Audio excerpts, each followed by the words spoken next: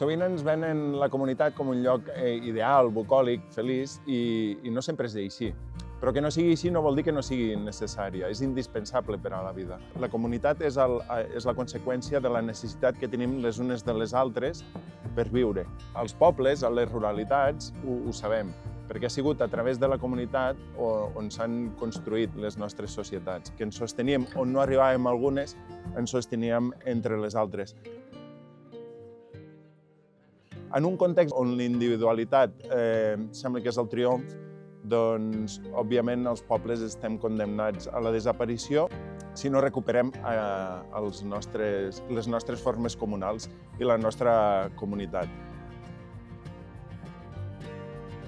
Si també creus que el futur només es pot construir juntes, fes-te sòcia d'Emprius. Sense comunitat no hi ha futur compartit.